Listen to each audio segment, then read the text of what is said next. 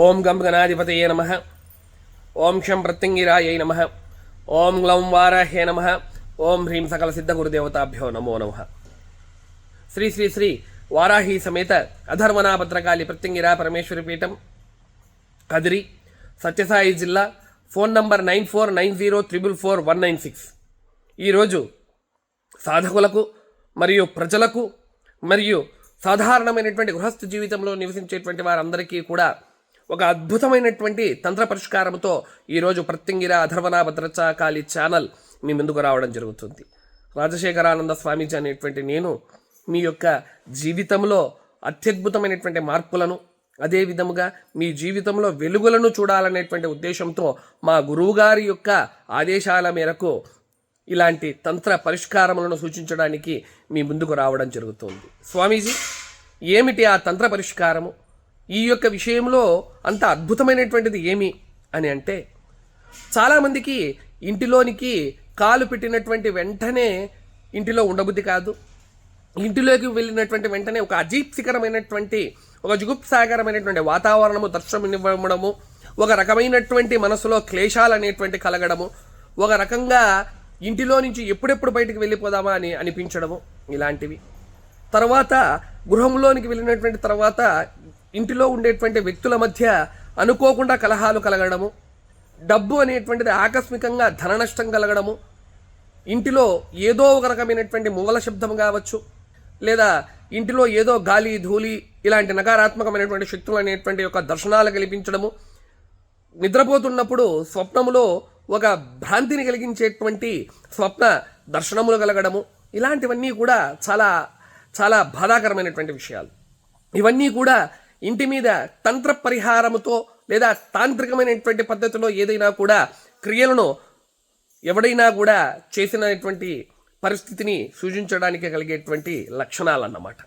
ఈ లక్షణాలన్నింటినీ కూడా మీరు జాగ్రత్తగా తీసుకొని, ఈ లక్షణాలన్నింటినీ కూడా గుర్తుపెట్టుకొని, మీరు నేను ఇప్పుడు చెప్పబోయేటువంటి టోట్కాతో మీరందరూ కూడా లబ్ధి పొంది, అదేవిధంగా ప్రత్యంగిర అధర్వనా భద్రకాళి ఛానల్ని సబ్స్క్రైబ్ చేసుకొని, లైక్ చేసి, షేర్ చేయడం ద్వారా, కమెంట్ చేయడం ద్వారా మీరు కూడా ఈ యొక్క సనాతన ధర్మములో ధర్మ బంధువులుగా మారి మన యొక్క హైందవ ధర్మమును, అదేవిధంగా సమాజములకు మంచి కలిగేటువంటి పద్ధతిని కావచ్చు, వ్యవహారమును కావచ్చు, ముందుకు తీసుకునేటువంటి వారిలో, ముందుకు తీసుకొని వెళ్ళేటువంటి వారిలో మీరు కూడా భాగస్వామిగా అయ్యి ఆ భగవతి అయినటువంటి ప్రత్యంగిరా పరమేశ్వరి అమ్మవారి యొక్క కరుణా కటాక్ష వీక్షణములకు పాత్రులు కాగలరని చెప్పి, మీరు మీ కుటుంబ సభ్యులు మీ యొక్క వ్యవసాయములు, అదేవిధంగా ఉద్యోగములు, పాడి పరిశ్రమలు, మీరు చేస్తున్నటువంటి సకల విధమైనటువంటి కార్యముల్లో కూడా శుభములు కలుగుగా కానీ మనస్ఫూర్తిగా ఆశీర్వాద అవసరములు ఇస్తూ ఇక టోట్కాలోనికి వెళదాం.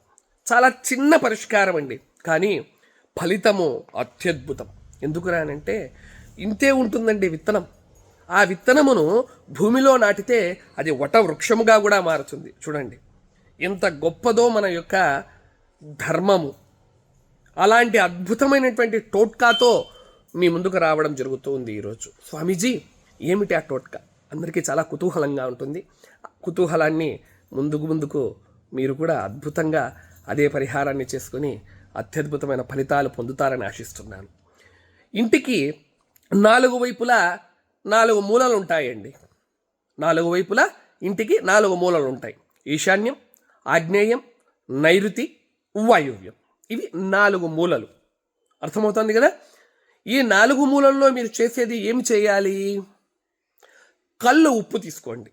కళ్ళు, శుద్ధమైనటువంటి కళ్ళు ఉప్పు తీసుకొని దాదాపు ఒక పరిమాణము, ఒక 4 కేజీల పరిమాణం వరకు కళ్ళు ఉప్పు తీసుకొని ఒక ప్రక్కన ఉంచుకోండి. అదేవిధంగా 1 కేజీ పరిమాణము పట్టగలిగినటువంటి కాంచక పాత్ర, అంటే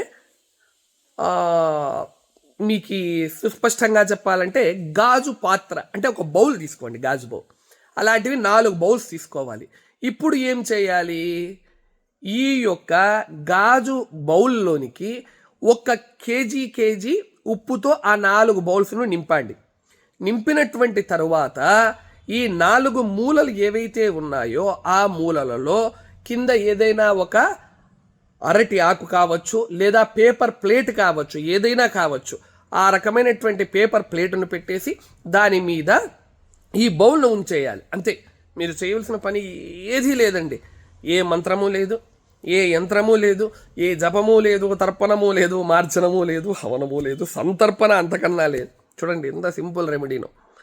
ఈ రకమైనటువంటి పాత్రను 4 మూలలా పెట్టేసేయండి. పెట్టేసిన తర్వాత ఏ ఇంటిలో ఎక్కువ తంత్ర సంబంధించినటువంటి నకారాత్మక శక్తులు ఊర్జా ఉంటే 24 గంటలు తిరిగే లోపల, ఎన్ని గంటలు? 24 గంటలు తిరిగే లోపల ఆ ఉప్పు అంతా కూడా నీళ్ళ మాదిరిగా మారిపోయి ఉంటుంది. అంటే అంత భయంకరమైనటువంటి తంత్రము ఆ గృహమునకు సంప్రాప్తించినది అన్న విషయాన్ని అర్థం చేసుకోండి. కొంతమందికి 2 రోజులు పడుతుంది, కొంతమందికి 3 రోజులు పడుతుంది. అర్థమవుతుందా? ఇలా ఎప్పుడు అది నీరుగా మారిపోతే ఆ బౌల్ను చేతులు బూరుకొని ఇంటిలో నుంచి బయటకు వెళ్ళి ఏదైనా కూడా ప్రవహించేటువంటి నది కావచ్చు, లేదా కాలువలో కావచ్చు. కాలువ అంటే మురికి కాలువ కాదు సుమా, నీరు శుద్ధమైనటువంటి నీరు వెళ్తున్నటువంటి కాలువ. ఆ కాలువలో వదిలిపెట్టేసేసి వెనక్కి చూరకుండా ఇంటి బయట లోగిలిలో కాళ్ళు చేతులు మొహము కడుక్కొని లోపలికి వచ్చేసేయండి. బౌల్ కూడా బయట కడుక్కొని లోపలికి రండి. ఇలా ఒక బౌలు జరిగితే 1, 2 బౌలు జరిగితే 2, 3 జరిగితే 3, 4 జరిగితే 4. మళ్ళీ అది అయిపోయిన తర్వాత ఖాళీ అయినటువంటి బౌల్లో మరీ తిరిగి ఉప్పు పోసి పెట్టండి. ఇప్పుడు ఎన్ని రోజులకు నీరుగా మారుతుందో గమనించండి. ఇట్లా 2, 3, 4, 5, 6 పర్యాయాలు చేస్తూనే ఉండండి.